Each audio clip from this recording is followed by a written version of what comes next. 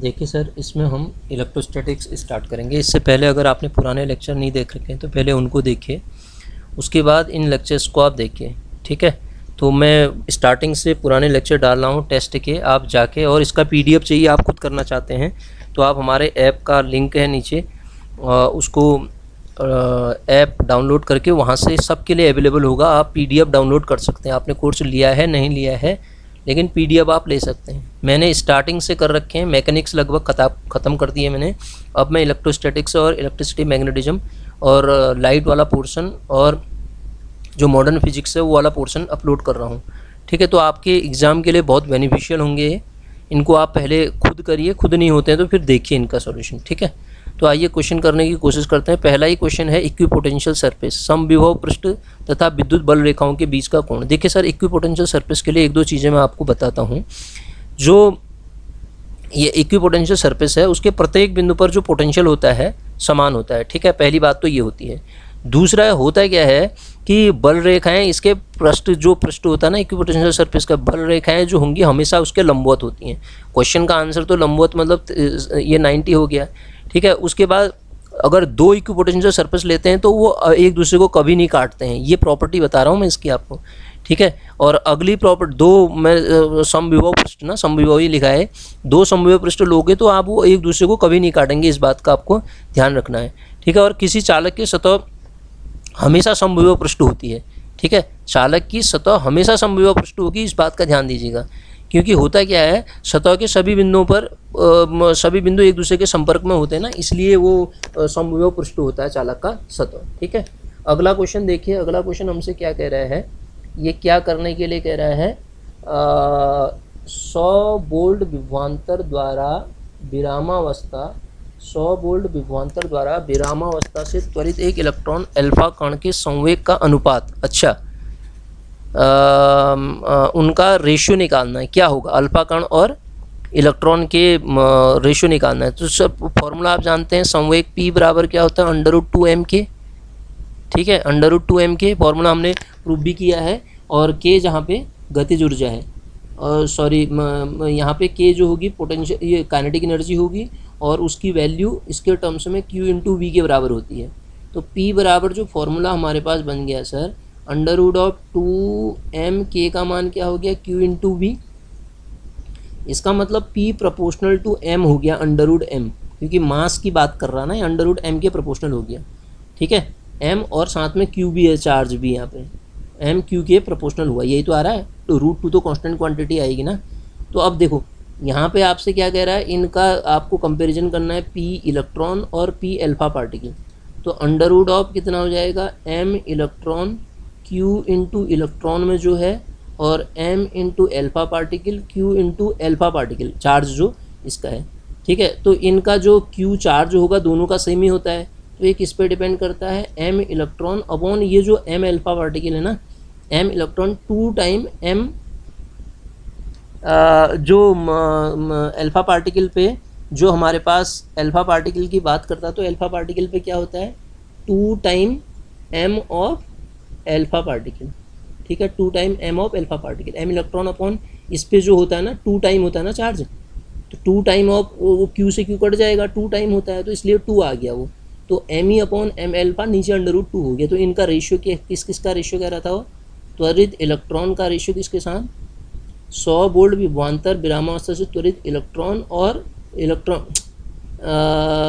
विभवांतर द्वारा त्वरित एक इलेक्ट्रॉन तथा अल्फा पार्टिकल, इलेक्ट्रॉन ही तो लिखा है मैंने, उनके बीच में जो संवेगों का अनुपात है वो कितना होगा। तो आंसर क्या आ रहा है, ये देखो, इसका उल्टा भी दिया ऊपर, गलत हो सकता है वो, ठीक है। अगला क्वेश्चन देखिए सर, अगला क्वेश्चन क्या कह रहा है हमसे, देखिए ये कह रहा है विद्युत द्विध्रुव के कारण, ठीक है ना, विद्युत द्विध्रुव के कारण किसी बिंदु पर विभव अधिकतम तथा न्यूनतम होगा, ठीक है। ये सारे फॉर्मूले बेस्ड क्वेश्चन है सर। देखिए, विद्युत द्विध्रुव के कारण किसी बिंदु पर विभव अधिकतम तथा न्यूनतम होगा जब द्विध्रुव अक्ष तथा बिंदु व द्विध्रुव को मिलाने वाली रेखा के मध्य कोण क्रमशः क्या क्या हो, ठीक है। मध्य कोण निकालना है, तो इसके लिए हम सीधे यूज करेंगे फॉर्मूला, क्या, पोटेंशियल के लिए फॉर्मूला होता है P cos थीटा, इस कंडीशन में P cos theta upon r square, ठीक है। और यदि थीटा को आप 0 ले लेते हैं, थीटा को 0 ले लोगे तो कॉस की वैल्यू मैक्सिमम 1 हो जाएगी। तो उस केस में v जो हो जाएगा, v पोटेंशियल जो हो जाएगा वो मैक्सिमम हो जाएगा। ठीक है, v जो हो जाएगा मैक्सिमम। द्विध्रुव में मिलाने वाली रेखा की मध्य कोण क्या क्या होगा, विभव अधिकतम कब होगा, जब आप थीटा को कितना ले लेंगे, थीटा को कितना लेंगे 0, थीटा को कितना लेंगे 0, थीटा 0 पे अधिकतम होगा। ठीक है, ये कैंसिल, अधिकतम और न्यूनतम की तो बात कर रहा हूँ। अब न्यूनतम के लिए कॉस की मिनिमम वैल्यू क्या होगी, -1 होती है। और वो थीटा किसके लिए होती है sir, theta is equal to किसके लिए होती है, 180 पे होती है। तो 0 और 180 ऑप्शन कौन सा हो जाएगा इसका सर, डी ऑप्शन करेक्ट हो जाएगा। क्लियर है।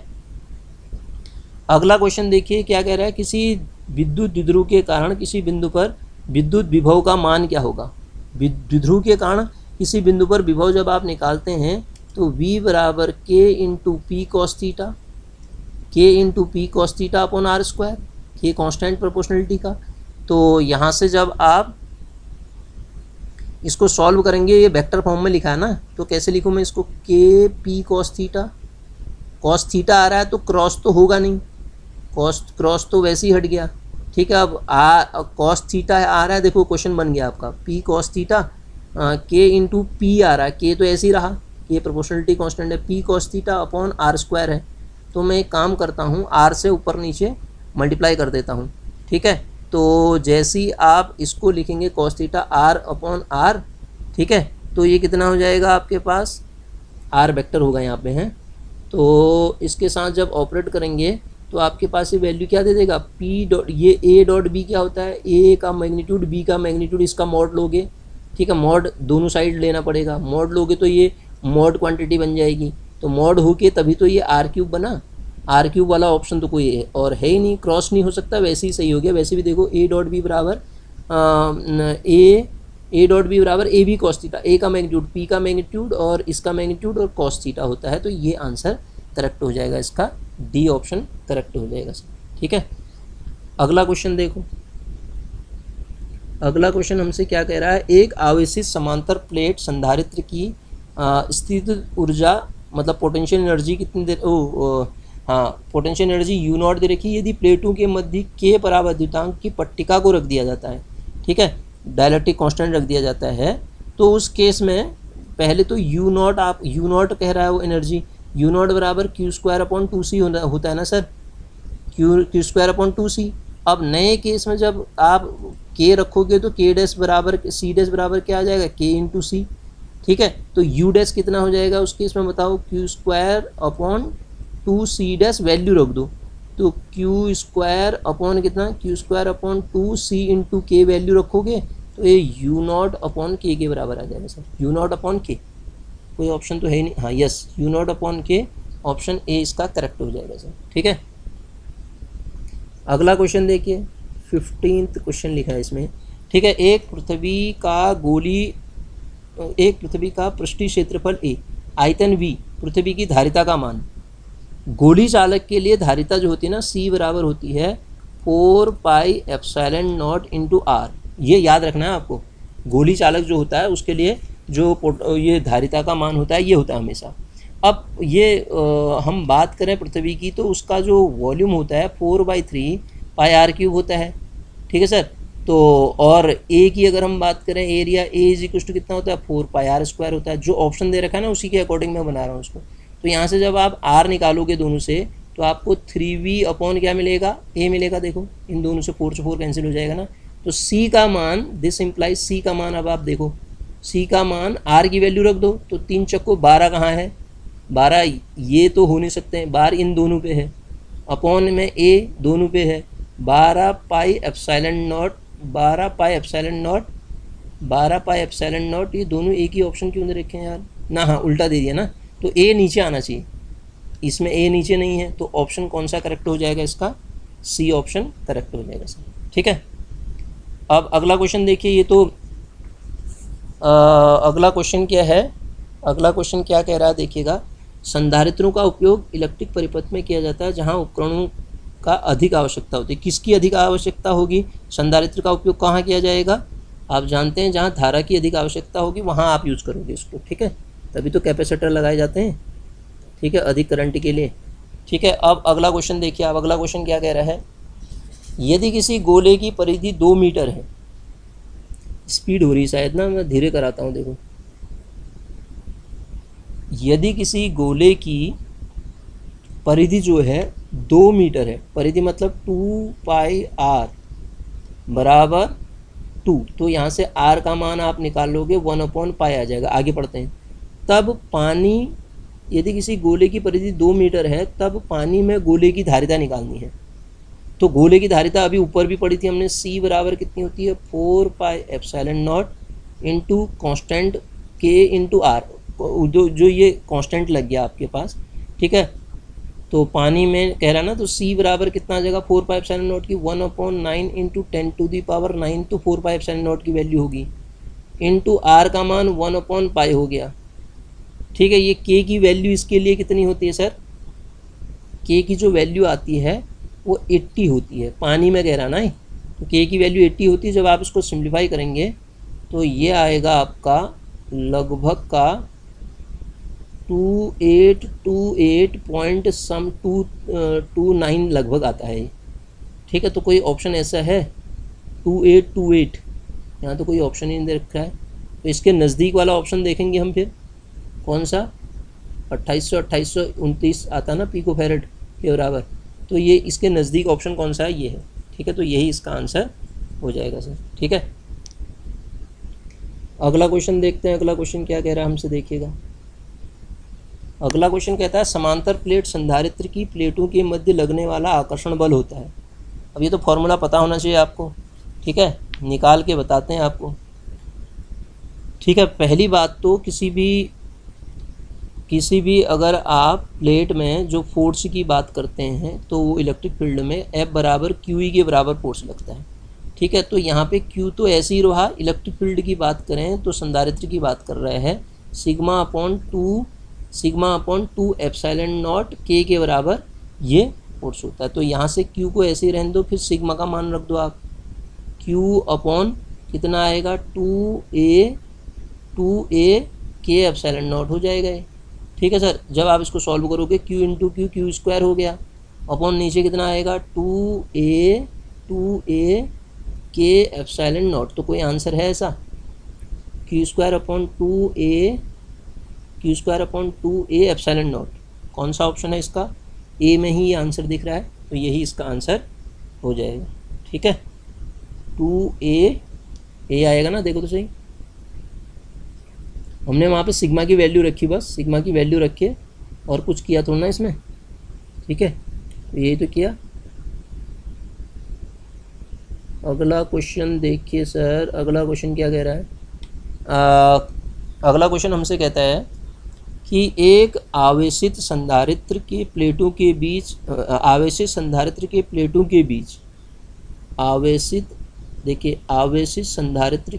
के बीच स्थित एक आवेशित कण पर F बल लग रहा है, बढ़िया है। यदि संधारित्र की प्लेट को हटा दिया जाए तो उस कण पर लगने वाले बल का मान होगा। अगर आप संधारित्र की प्लेट को हटा दोगे तो फिर बल का मान पूछ रहा है, तो कोशिश करते हैं इसको भी करने की, देखिएगा क्या कह रहा है ये। तो बल तो अभी हमने ऊपर बताया F बराबर QE लगेगा इलेक्ट्रिक फील्ड में, ठीक है, आवेश की बात कर रहा है, ठीक है।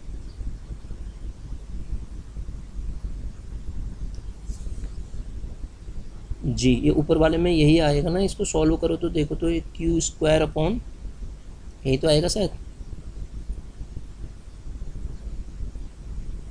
ये तो हमने इलेक्ट्रिक फील्ड की वैल्यू भी आप ध्यान रख लेना, कभी इलेक्ट्रिक फील्ड भी पूछ सकता है, इसको सिंप्लीफाई करोगे तो ये आएगा ये Q/2 ε0 इतना। अच्छा, इस क्वेश्चन में देखो तो ये फोर्स लगेगा, फोर्स की बात हमने करी, तो यहाँ से इलेक्ट्रिक फील्ड की अगर हम बात करें तो सर कितना होगा इलेक्ट्रिक फील्ड, यहाँ से इलेक्ट्रिक फील्ड जो होता है इसमें से इसको इक्वेशन 1 रख दो, और इलेक्ट्रिक फील्ड जो होता है σ/ε0 के बराबर होता है, तो यहाँ से फोर्स निकाल लो, फोर्स बराबर कितना हो जाएगा Q σ/ε0, इस वैल्यू को यहाँ रखेंगे ना, Q σ/ε0, ठीक है। अब यदि प्लेट को हटा दिया जाए तो जो E की वैल्यू हो जाएगी हमारे पास, प्लेट जब आप हटा देते हैं तो E जो हो जाएगा आपके पास वो हो जाएगा σ/2 ε0 के बराबर, σ/2 ε0 के बराबर हो जाता है प्लेट जब हटाते हो, तो तो ये किसका मान हो जाता है, ई का मान, है ना, ई की बात कर रहा हूँ हमें।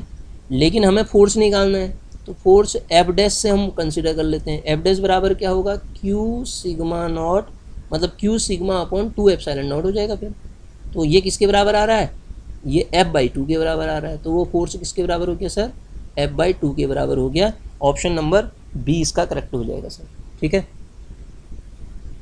अगले क्वेश्चन को देखो, ये क्या कह रहा है। अच्छा, पहली बात तो आपको ये दो गोली चालक को जिनकी प्रत्येक की धारिता C है और विभव V है, तो आवेशित किया गया, तत्पश्चात एक बारीक तार से संबंध किया गया, तो ऊर्जा ह्रास का फॉर्मूला पता होना चाहिए सर आपके पास। अगर दो चार्ज हैं, दो कैपेसिटर हैं C1 और C2, तो ऊर्जा ह्रास का फॉर्मूला ये होता है, उनके बीच में पोटेंशियल का जो डिफरेंस है उसका square upon 2 times C1 plus C2 होता है। ये फॉर्मूला याद रखना पड़ेगा आपको। तो यहाँ पे चार्ज तो सेम ही है, तो C इंटू C स्क्वायर हो जाएगा, और पोटेंशियल यहाँ पे V और माइनस V कह रहा है, V माइनस V का होल स्क्वायर करूँगा मैं, upon 2 times C plus C हो जाएगा। तो सर सॉल्व करोगे तो 2 टाइम 4C हो गया, एक C कट गया ऊपर, एक C क्या हो गया ऊपर कट गया, तो कितना बचा ये V 2V स्क्वायर, 2 से 2 टाइम कटेगा, 2 ही आएगा ना, कितना आएगा ये बताइए, C तो ऐसे ही रहा, इंटू 4V स्क्वायर हुआ, अपॉन नीचे कितना हुआ 2 इंटू 2C, 4 से 4 कट गया, C से एक C कट गया, तो CV स्क्वायर इसके बराबर आ गया, CV स्क्वायर इसका आंसर हो जाएगा सर। क्या आ जाएगा, CV स्क्वायर के बराबर आंसर हो जाएगा। तो इसी से रिलेटेड एक क्वेश्चन और लिया है मैंने, देखो यहाँ पे देखो, इस क्वेश्चन की बात करते हैं। देखो ये लिया था ना, ये फिर ऊपर वाले क्वेश्चंस को करते हैं। ये क्या कह रहा है, आप देखिए ऊर्जा ये कह रहा है कि C1 धारिता वाले संधारित्र में V0 वोल्ट का आवेशित किया गया, इसमें संग्रहित स्थित ऊर्जा का मान U0 है। इसे धारिता C2 वाले एक अनावेशित संधारित्र के समांतर क्रम में जोड़ दिया गया, तो इस ऊर्जा क्षय निकालना। तो V2 जो यहाँ पे 0 हो जाएगा सर, क्यों हो जाएगा, अनावेशित की बात कर रहा है, और V1 को हम ले लेते हैं V0 के बराबर, जो कि दिया है इसमें, ठीक है ना। तो ऊर्जा ह्रास के लिए अभी ऊपर फॉर्मूला बताया था मैंने आपको, ऊर्जा हानि या ह्रास जो है उसके लिए फॉर्मूला क्या होता है, C1 C2, यहाँ पे क्या आ जाएगा, फॉर्मूला क्या होता था, V1 माइनस V2 का होल स्क्वायर। तो दो सेकेंड वाले पोटेंशियल की तो बात वो अनावश्यक कह रहा है ना, तो 2 टाइम्स C1 प्लस C2 होता है सर। तो लगाओ बात, यहाँ ऊर्जा, इस प्रक्रम की ऊर्जा क्षय बताओ कह रहा ना है। तो C1 C2 तो ऐसे ही रहा, तो ये एक तो 0 है, दूसरे को V0 कह रहा हूँ मैं, V0 का square upon 2 times C1 plus C2। तो कोई ऑप्शन है ऐसा जो पोटेंशियल 2 टाइम। अब यहाँ पे एक चीज़ और ध्यान दीजिएगा, U0 है, U0 की वैल्यू क्या होती है, 1/2 C1 इंटू V0 का स्क्वायर। तो 1/2 C1 इंटू V0 का स्क्वायर वो हो जाएगा, तो ये क्या बनेगा, C2 C0 अपॉन 1/2 C0, मतलब C1 अपॉन इतना V0 का स्क्वायर। तो C2 इंटू U0 अपॉन कितना, C1 प्लस C2, यही तो आ रहा है शायद, देखो तुम, कोई ऑप्शन ही नहीं दिख रहा है इसमें। C2, हाँ C2 upon C1 plus C2, U0 इसका आंसर, U0, हाँ U0 के टर्म्स में हमने निकाल दिया, ठीक है, ऐसे आएगा। अगला क्वेश्चन देखिए सर, ये क्वेश्चन भी उसी पे बेस्ड था ना, तो हमने इसलिए इस क्वेश्चन को इसके साथ ही कर लिया। अगला क्वेश्चन देखें अगर हम, तो अगला क्वेश्चन देखिएगा, क्वेश्चन ये हो गया था, ये 2 क्वेश्चन है। देखिए पहली बात तो ये 25 क्वेश्चन तो आप वैसे ही कर लेंगे। 25 क्वेश्चन क्या कह रहा है, देखिए, 2 संधारित्रों को जिनकी धारिताएं C1 और C2 हैं, जिनकी धारिताएं क्या हैं, C1 और C2 हैं, विभव V1 और V2 में आवेशित किया गया, समांतर क्रम में जोड़ने पर ऊर्जा आदान प्रदान नहीं होगा। यदि ऊर्जा का आदान प्रदान कब नहीं होगा इस केस में, जब आपके पास क्या हो जाए, पोटेंशियल, ऊर्जा की आदान प्रदान के लिए पोटेंशियल डिफरेंस होना चाहिए ना। अगर पोटेंशियल दोनों का बराबर हो गया, देखो इसमें तो पोटेंशियल अगर दोनों का बराबर हो गया तो ऊर्जा का आदान प्रदान कैसे होगा, ठीक है, तो वो डिफरेंस से वैल्यू 0 आ जाएगी, V1 बराबर V2 पे हो जाएगा, ठीक है। अगला क्वेश्चन देखते हैं, देखिए क्या कहना चाह रहा है। N समरूप संधारित्र समांतर क्रम में जुड़े हुए हैं और V विभव तक आवेशित हैं, इनको अलग अलग श्रेणी क्रम में जोड़ें तो संयोजन की कुल ऊर्जा और विभवांतर कितना होगा, ये निकालना है। देखिए एक्चुअली एनर्जी कंजर्वेशन लॉ ये कहता है U जो पैरेलल में होगा और U जो सीरीज में होगा वो दोनों के दोनों बराबर आएंगे। और U मतलब 1/2 पहले केस में कितने n c n को जोड़ा गया into v square, second case में 1/2 इंटू आवेशित किया गया श्रेणी क्रम में कुल ऊर्जा n संधारित्र। समांतर क्रम में कितना हो जाएगा सर? समांतर क्रम में जोड़ोगे तो c/n आता है। श्रेणी क्रम में जब आप समांतर क्रम में तो ये nc आ जाएगा, श्रेणी क्रम में c/n आएगा, ठीक है, इंटू वी डैश का स्क्वायर। मैं क्या कह रहा हूँ, मेरी बात को सुन, कंजर्वेशन लॉ लगाता हूँ। पोटेंशियल जो एनर्जी होगी पैरेलल में और एनर्जी सीरीज में बराबर होगी। पैरेलल में जोड़ोगे तो वो n को जोड़ने पे n इंटू सी आएगा धारिता, और यहाँ जोड़ोगे तो c/n आ जाएगा। क्या आ जाएगा? c/n वी डैश का स्क्वायर। अब देखो यहाँ से 1/2 कैंसिल हो जाएगा, ये इसका c/n आएगा ना, तो यहाँ पे हमारे पास वी डैश बराबर क्या आ जाएगा? n स्क्वायर है ना ये, यहाँ तो क्रॉस मल्टीप्लाई करेंगे n स्क्वायर आ जाएगा। तो वी डैश का मान मेरे ख्याल से n इंटू वी आएगा ना, क्योंकि स्क्वायर जब हटाओगे तो वी डैश बराबर n इंटू वी हो जाएगा। वी डैश बराबर n इंटू वी, तो ऊर्जा उतनी ही रहेगी, विभवांतर जो होगा आपका, एनर्जी तो सेम रहती है, ऊर्जा उतनी ही रहेगी। ये ऑप्शन भी सही, ऊर्जा इतनी, ऊर्जा n गुना बढ़ जाएगी, गलत है, n गुना बढ़ जाएगी, गलत है। ऊर्जा तो सेम रहती है ना कंजर्वेशन लॉ के अकॉर्डिंग। तो अब विभवांतर हमने निकाल दिया, n टाइम v हो जाएगा, n v हो जाएगा, ऊर्जा उतनी ही रहेगी, विभवांतर n इंटू वी हो जाएगा, ठीक है ना। विभवांतर जो हो जाएगा n इंटू वी के बराबर हो जाएगा, ठीक है सर। तो इन क्वेश्चंस को हम ऐसे डील करेंगे। तो ये हमने उसके क्वेश्चन किए। अगर आपने चैनल सब्सक्राइब नहीं किया तो प्लीज़ सब्सक्राइब करें, और अगर कोई चीज़ समझ में नहीं आती है तो कमेंट कर सकते हैं आप, ठीक है। मैं पूरी कोशिश करूँगा समझाने की, ठीक है सर।